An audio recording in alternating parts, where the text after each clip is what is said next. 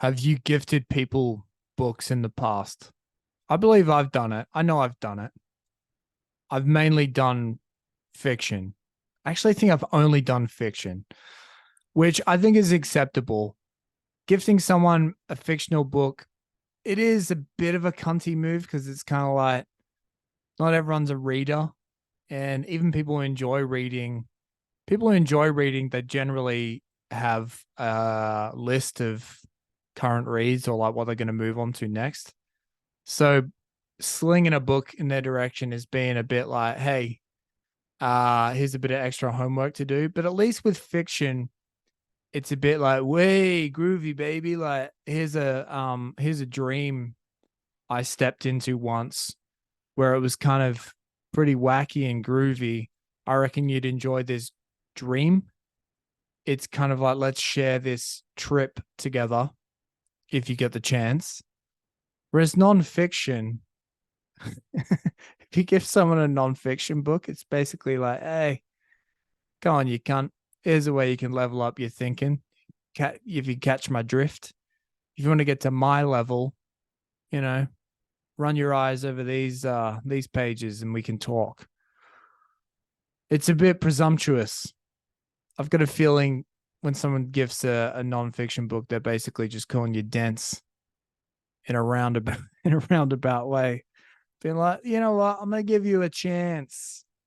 If you can make it your way through this Malcolm Gladwell book, maybe we can have a power lunch and we can discuss some of the ideas.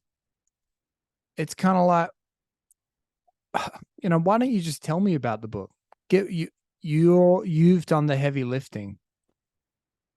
Is it Malcolm Gladwell's concepts that if you want to get good at something, you have to spend ages to practicing it? Whoa, like, are you for real? Do I need to spend 15 hours going through that to let it sink in? Or perhaps you might do me a solid if you actually cared about me this Christmas. Give me some bullet points. Tell me what's going to apply to me. Yeah. It's also like maybe it's kind of condescending when someone is like gives you they haven't read the nonfiction book as well. Like, hey, heard you're into bird watching. Here you go. And they just throw a fucking big volume and you're like, oh well, how do you know this is any good? You know that I feel like I'm the typical millennial in respect to that, like I grew up in like the first 10 years of my life roughly were like pre-internet. I remember like Encyclopedia Britannica, the weight and volume that these books had. And do you remember like when the internet and home PCs were just taking off, there was like this weird hybrid period where like encyclopedias try to make their way onto the computer, but not via the internet. There was like Encarta, is that what it was called? But there was this thing where it was like, yeah, you can kind of get the same shit on in an encyclopedia on a home PC, and it kind of sucked. It was not that extensive. The books were way better. And then eventually, just like all the information out of every book became on the internet, plus a bunch of other junk.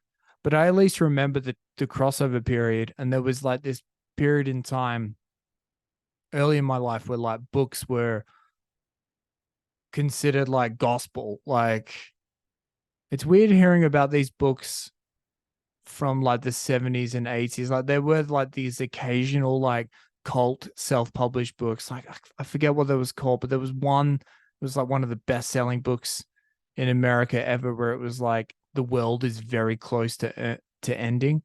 And I don't recall whether it was like a Christian, the sky is falling, hell and damnation is upon us flavor, or it was, I think it was, might have been scientific. It was like, yeah, it's like an overpopulation thing, which it was just some like wackadoodle scientist who got it out there and then it got legs and got passed around a ton. And so that, but anyway, that by and large, it wasn't shit like that. Not every Tom, Dick, and Harry could like have an opinion on something.